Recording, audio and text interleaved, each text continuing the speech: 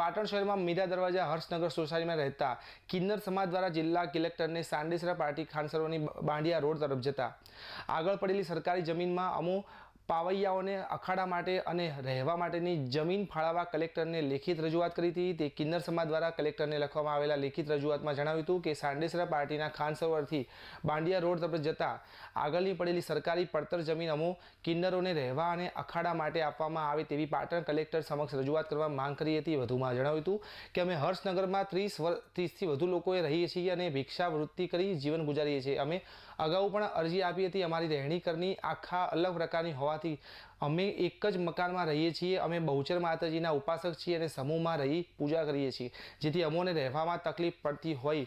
અખાડા માટે મોજે સાંડેસરા પાર્ટીની આગળ સરકારી પડતર જમીન પડેલ છે, જે જમીન અને અમને અખાડા અને રહેવા માટે વ્યવસ્થાના ભાગરૂપે આ જગ્યા ફાળવવા વિનંતી કરી હતી। તો કિન્નર સમાજના કેટલાક લોકો પાસે આધાર કાર્ડ નથી, તો કેટલાક કાઢી આપવામાં કલેક્ટરને વિનંતી કરી હતી। તો કિન્નર અલકા માસીએ જણાવ્યું હતું કે અમે કલેક્ટર જોડે આજે રહેવા માટે ઘર નથી કે જગ્યા નથી, ઘર છે પણ નાનું છે। 25થી 30 લોકો રહીએ છીએ। ઘર નાનું હોવાના કારણે સકડાશ પડે છે। અમે કોઈ પણ અવસરે કરીએ તો ઘર પર થતો નથી, એટલે હાલાકી પડે છે। એટલે અમે રહેવા માટે એક જગ્યા જોઈને આવ્યા છીએ અને તેના માટે કલેક્ટર સાહેબને લેખિત રજૂઆત કરી છે। કલેક્ટરે કહ્યું છે કે જરૂરી તમને કરી આપીશું। મેં સુરતમાં જામીન ફાળવી છે, તેવું તમારું કામ કરી આપીશ, તેમ તેમણે જણાવ્યું હતું। અમે કલેક્ટર સાહેબના જોડે આવ્યા હતા। તમારે રહેવા માટે ઘર નથી, જગ્યા નથી। ઘર છે પણ નાનું ઘર છે। અમે 25-30 જણા અમે રહીએ છીએ। અમારા ઘરમાં બહુ હંકડાશ પડે છે અને અમે કોઈ બી અવસર કરીએ તો અમારા ઘર પર થતો નથી અને એક ટાઈમમાં અમે બહુ વખો પડે છે બરાબર રહેવા માટે। અને અમે એક જગ્યા જોઈને આ છે, જગ્યા માટે કલેક્ટર સાહેબને મેં અરજી આપી છે। કલેક્ટર સાહેબે કીધું કે જરૂર તમને હું કરી આપીશ અને સુરતમાં એક જગ્યાએ કે મેં બધું આ જમીન ફાડીને આપી છે, એવું તમારું કામ કરી આપીશ, આવું અમને સાહેબે કીધું છે। પાટણમાં વસતા મોટાભાગના કિન્નરોને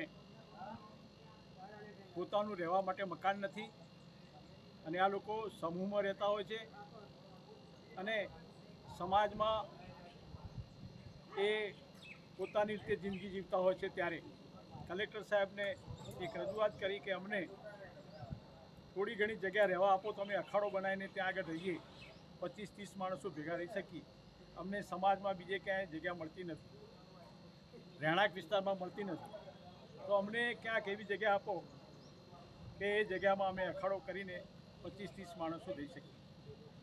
અને સમાલ પાર્ટીમાં એક જગ્યા પણ હોધી છે નવા સર્કિટ હાઉસની પાછળ, એ ખાંચા પડતી જગ્યા છે, કોઈ ઉપયોગ નથી એનો, એ જગ્યા પણ એમને બતાવી છે અને એમને આ જમીન મળે તો પોતાનું જીવન નિર્વાહ, છત્ર મળે તો જીવન નિર્વાહ પણ સારું થાય, એટલા માટે આજે રજૂઆત કરી છે। એમની સાથે રહીને આ અરજી પણ આપી સાહેબને। 25-30 તો અત્યારે રહે છે, પરંતુ બાકીના લોકો એ આજે ઘઉંની સિઝન છે એટલે ફરતા હોય છે ગામડે ગામડે, એ રીતે આવ્યા છીએ। એ રીતે બીજી એક રજૂઆત હતી, અમને આધાર કાર્ડ નથી કેટલાક લોકોને, તો સાહેબે તરત કહ્યું કે આ જગ્યાએ જાઓ, તમને આધાર કાર્ડ મળી જશે, પુરાવા આપો મળી જશે। એમની પાસે ચૂંટણી કાર્ડ છે, રેશન કાર્ડ છે, પણ આધાર કાર્ડ નથી મળતું, તો એમની એ પણ રજૂઆત હતી અને બધી રજૂઆત પોઝિટિવ સાહેબે કહ્યું છે।